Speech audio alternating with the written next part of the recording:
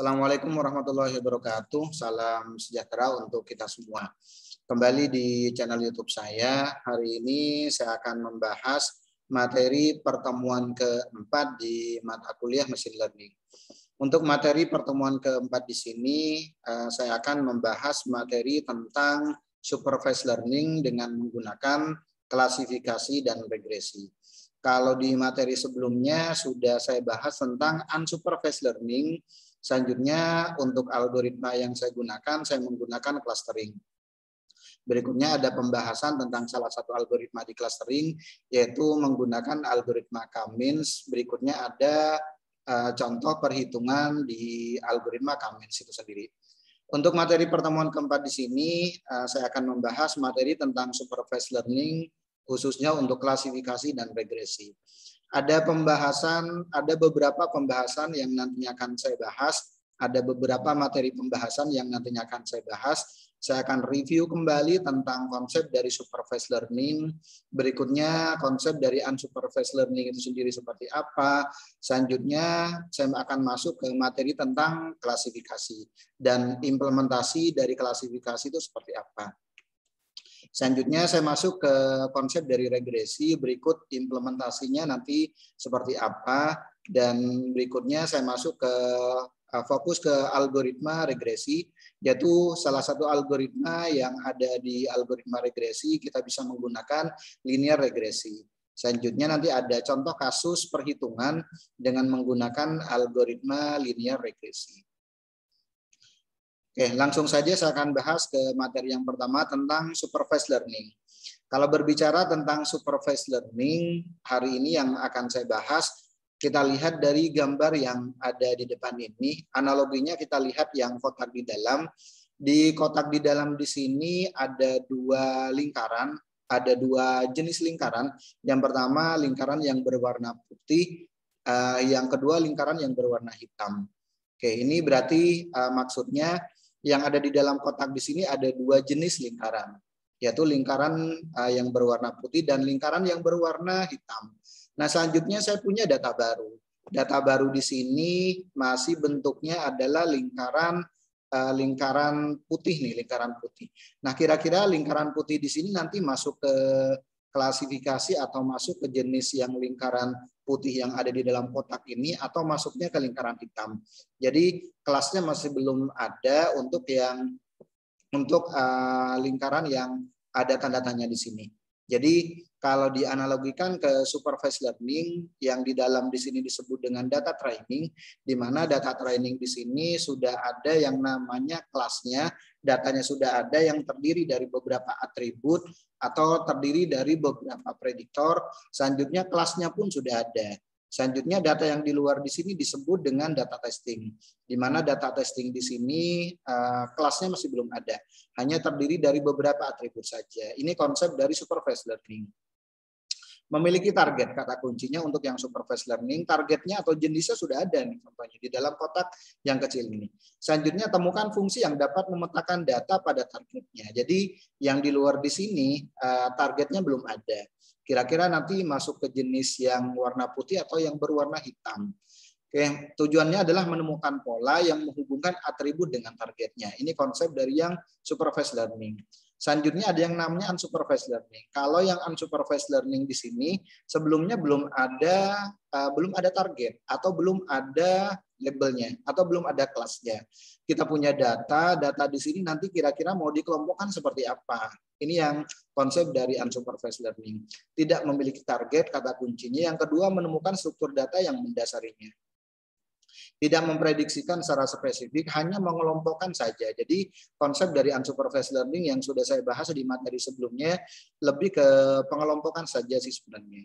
Oke, sekarang kita masuk ke supervised learning. Salah satunya ada tentang klasifikasi. Klasifikasi itu apa? Algoritma yang menggunakan data dengan target atau kelas atau label berupa nilai kategorikal atau nanti isinya biasanya kebanyakan nominal biasanya. Contoh, apabila target atau kelas atau label adalah pendapatan, maka bisa digunakan nilai nominal atau kategorikal. Contoh seperti pendapatannya apakah pendapatan besar, apakah menengah, atau pendapatan kecil.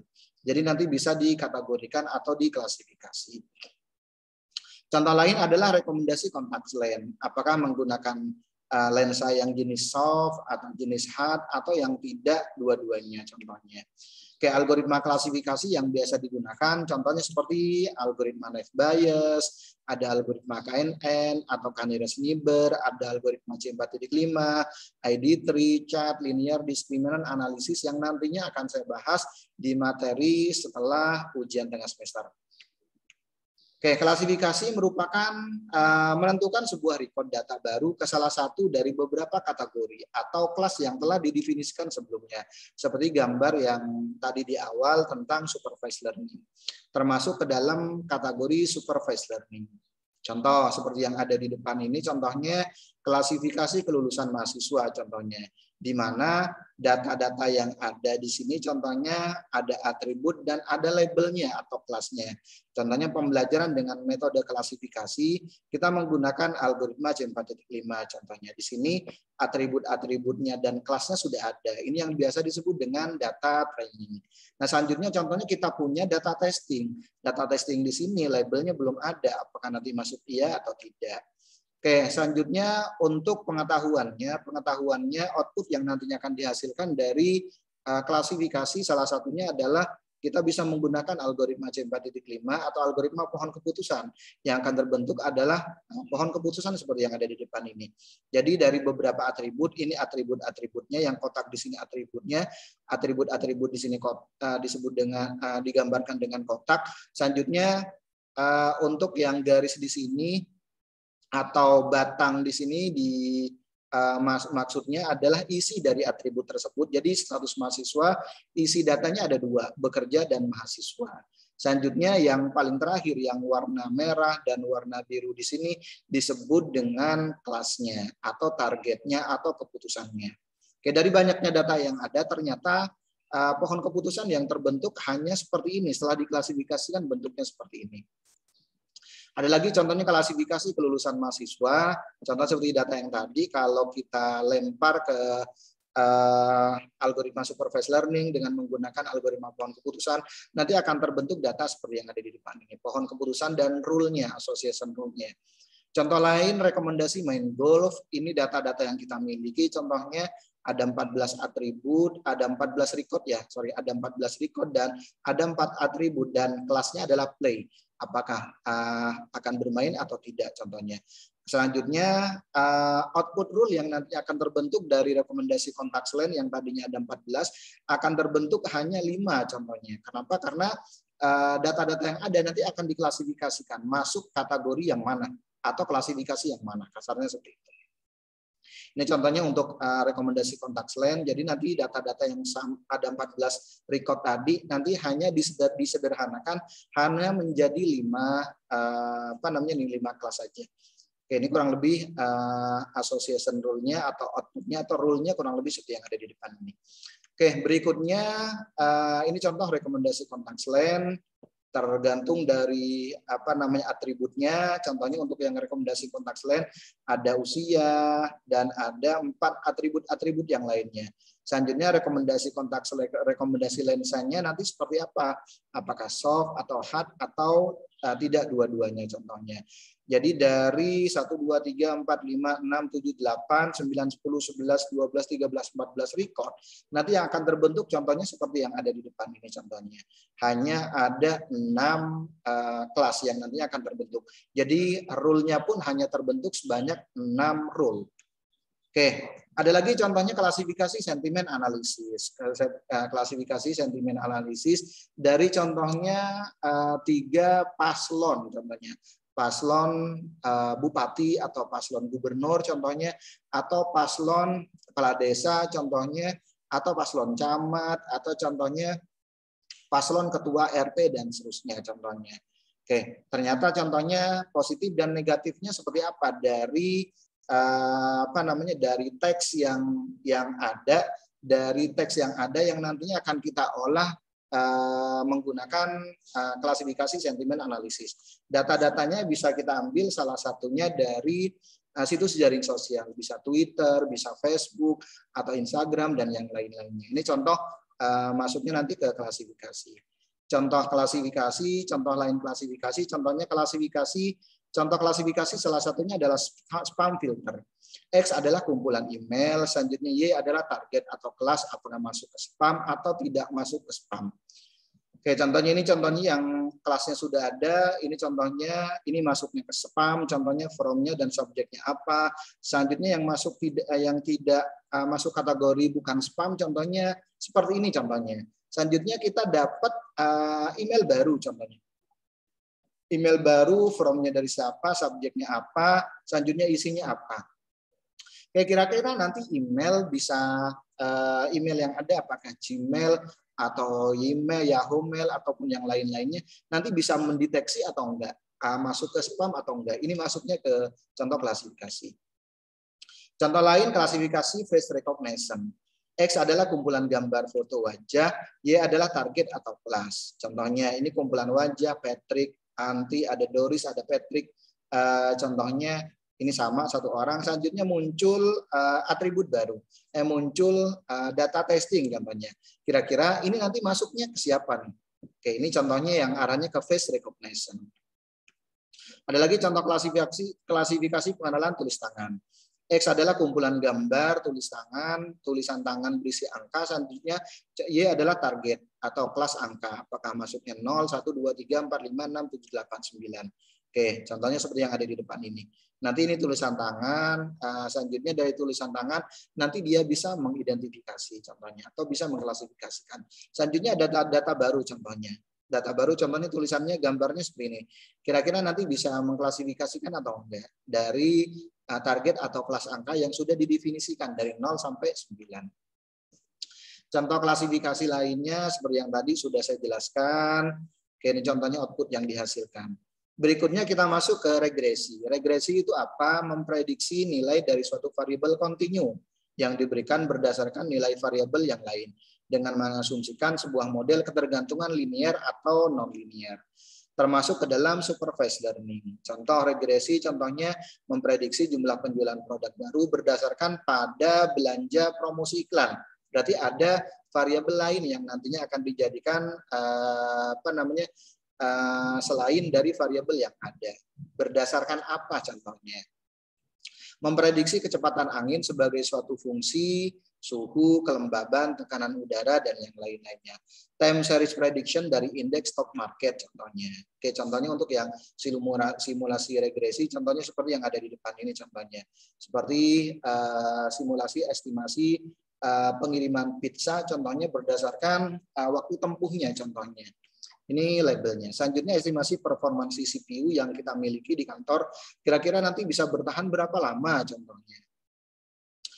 Oke, contoh lain simulasi regresi, contohnya prediksi. Apakah nanti sahamnya apakah akan close atau kita ambil atau enggak. Ini contohnya masuk ke kategori regresi atau arahnya ke prediksi. Oke, evaluasi dari model regresi kalau contohnya kita lempar nanti ke software seperti Rapid Manner, kita punya data, selanjutnya evaluasi validasi dan validasinya nanti akan muncul contohnya seperti yang ada di depan ini contohnya. Oke, tahapan dari algoritma linear regresi seperti apa? Saya masuk ke algoritma linear regresi. Yang pertama, tentunya kita harus menyiapkan data. Siapkan data. Yang kedua, identifikasi atribut dan labelnya. Berikutnya, hitung X kuadrat, Y kuadrat, selanjutnya XY dan total dari masing-masingnya.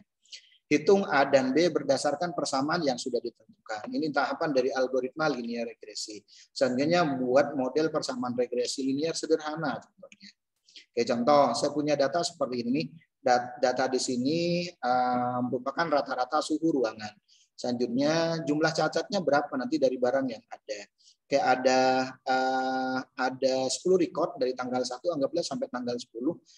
Ini untuk atributnya rata-rata suhu dan jumlah cacat. Yang pertama identifikasikan atribut dan label. Y sama dengan A tambah B kali X contohnya. Di mana Y di sini variabel terikat atau dependen, X di sini variabel tidak terikat yaitu independen. A di sini konstanta, B koefisien regresi, kemiringan, besaran respon yang ditimbulkan oleh variabel. Selanjutnya baru kita buat persamaannya. A di sini sama dengan A di sini diperoleh dari sigma Y atau total data yang ada di Y dan kali sigma X kuadrat dikurangi sigma Y, sigma X kali sigma X kali Y. Nanti dibagi N kali sigma X kuadrat dikurangi sigma X pangkat contohnya. Selanjutnya untuk yang B kurang lebih tidak jauh berbeda dengan yang rumus yang ada di A itu sendiri. Oke, selanjutnya hitung X kuadrat, Y kuadrat, X kali Y dan total dari masing-masingnya. Sehingga nanti akan diperoleh X kuadrat, Y kuadrat, dan X kali Y. Untuk yang X di sini kan rata-rata suhu ruangan, yaitu nilainya 24. Selanjutnya X kuadrat berarti 576. Selanjutnya jumlah cacat untuk Y-nya 10 saja. Selanjutnya Y kuadrat sama dengan 100. X kali Y berarti 240. 224 kali 10 dan seterusnya. Baru nanti kita summary, totalkan data-data semuanya. Selanjutnya baru hitung A dan B berdasarkan persamaan yang sudah ditentukan. Oke, menghitung koefisiensi regresi. Untuk yang nilai A nanti akan diperoleh data contohnya seperti yang ada di depan ini. Ini nilai A-nya minus 27,02. Selanjutnya untuk yang B-nya sama dengan 1,56. Baru selanjutnya Y sama dengan A tambah B kali X. Y sama dengan 27,02 ditambah 1,56X. Nanti tinggal kita cari buatkan model persamaan regresi linear sederhana yang nantinya bisa kita lakukan. Ini kurang lebih pembahasan di materi pertemuan keempat di mata kuliah Machine Learning. Oke, demikian penjelasan materi pertemuan ini. Mohon maaf kalau ada kata-kata yang kurang berkenan. Saya akhiri. Assalamualaikum warahmatullahi wabarakatuh dan salam sehat untuk kita semuanya.